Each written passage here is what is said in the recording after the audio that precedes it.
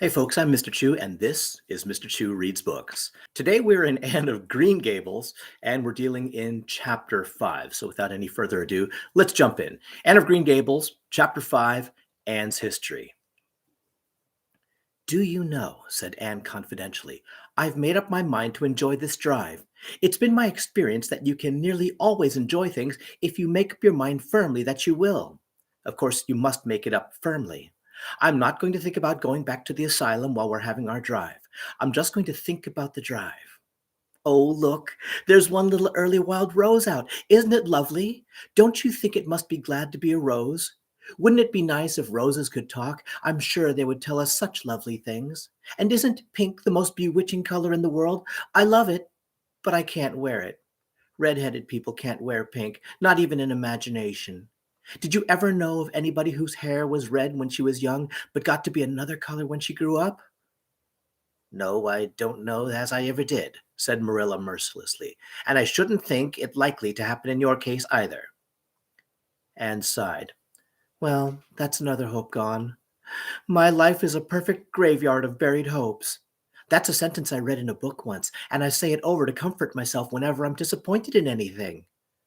"I don't see where the comforting comes in myself," said Marilla. "Why, because it sounds so nice and romantic, just as if I was a heroine in a book, you know?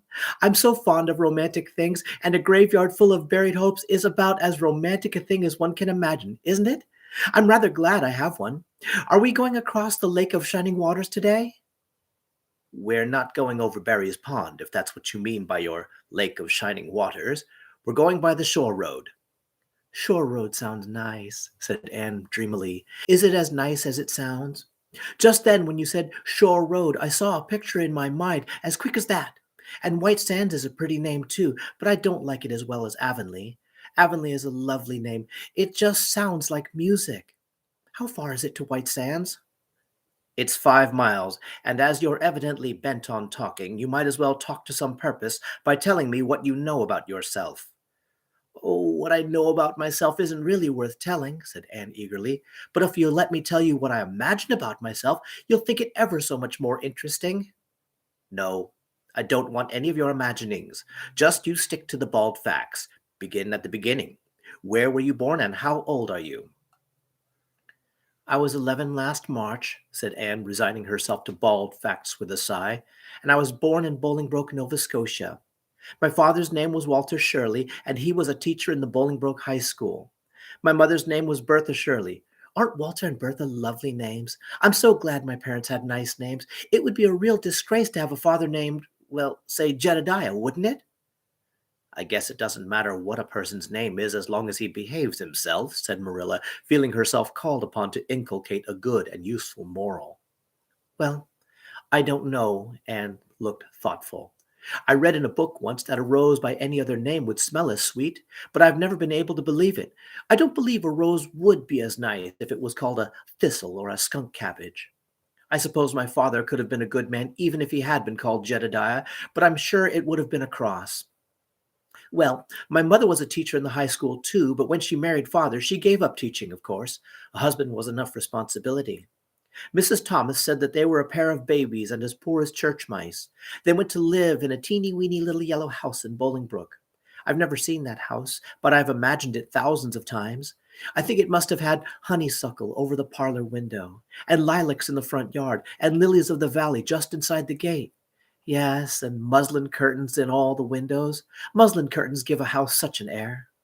I was born in that house. Mrs. Thomas said I was the homeliest baby she ever saw.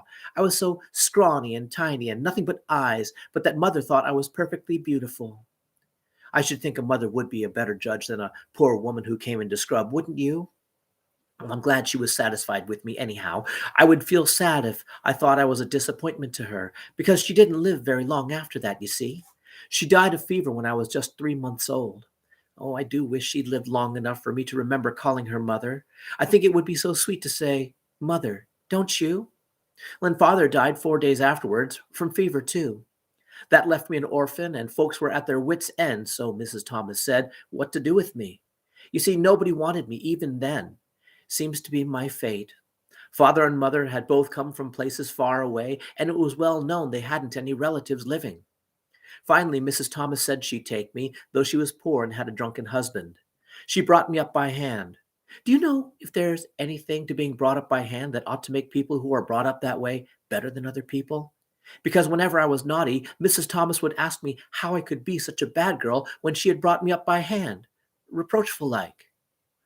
Mr. and Mrs. Thomas moved away from Bolingbroke to Marysville, and I lived with them until I was 8 years old. I helped look after the Thomas children. There were four of them, younger than me, and I can tell you they took a lot of looking after.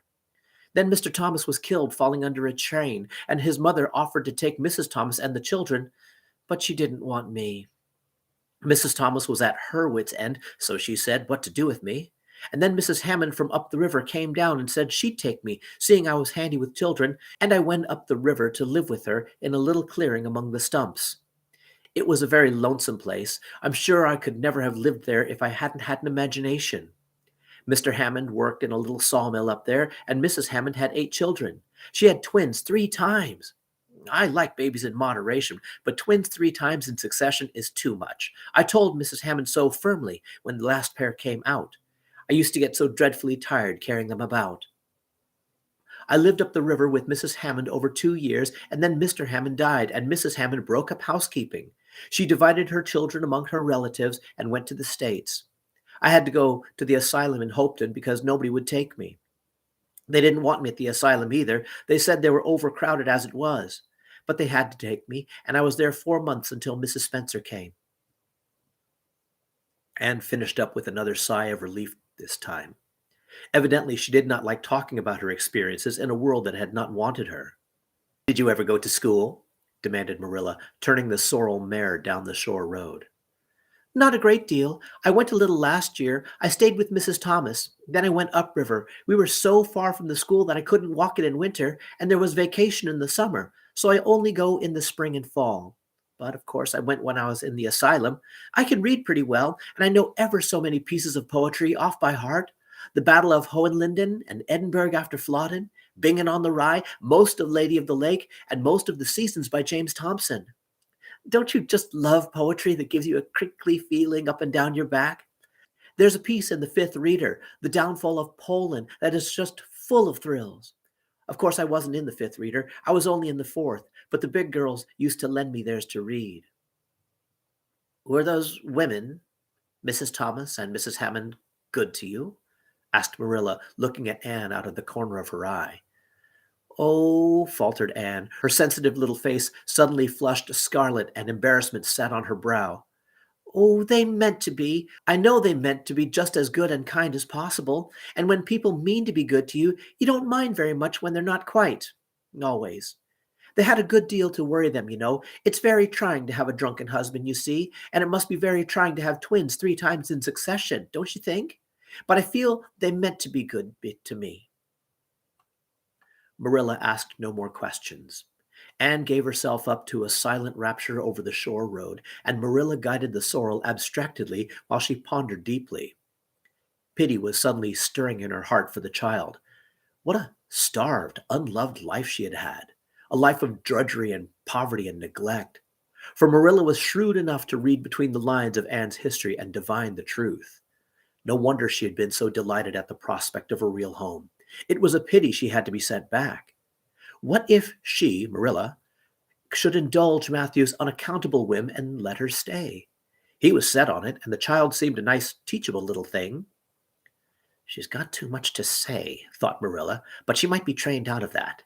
And there's nothing rude or slangy in what she does say. She's ladylike. It's likely her people were nice folks." The shore road was woodsy and wild and lonesome. On the right hand, scrub firs, their spirits quite unbroken by long years of tussle with the Gulf winds, grew thickly. On the left were the steep red sandstone cliffs, so near the track in places that a mare of less steadiness than the sorrel might have tried the nerves of the people behind her. Down at the base of the cliffs were heaps of surf-worn rocks or little sandy coves inlaid with pebbles as with ocean jewels. Beyond lay the sea, shimmering in blue, and over it soared the gulls, their pinions flashing silvery in the sunlight. "Isn't the sea wonderful?" said Anne, rousing from a long, wide-eyed silence. Once, when I lived in Marysville, Mr. Thomas hired an express wagon and took us all to spend the day at the shore 10 miles away. I enjoyed every moment of that day, even if I had to look after the children all the time. I lived it over in happy dreams for years. But this shore is nicer than the Marysville shore. Aren't those gulls splendid? Would you like to be a gull? I think I would. That is, if I couldn't be a human girl. Don't you think it would be nice to wake up at sunrise and swoop down over the water and stay way out over the lovely blue all day, and then at night to fly back to one's nest? Oh, I can just imagine myself doing it. What big house is that just ahead, please? It's the White Sands Hotel. Mr. Kirk runs it, but the season hasn't begun yet. There are heaps of Americans come there for the summer. They think this shore is just about right. Oh, I was afraid it might be Mrs. Spencer's place, said Anne mournfully. I don't want to go there. Somehow it will seem like the end of everything. And speaking of the end, that is the end of chapter 5 of Anne of Green Gables. If you like what you saw, like what you heard, like what we're doing, go ahead and hit the like or subscribe buttons.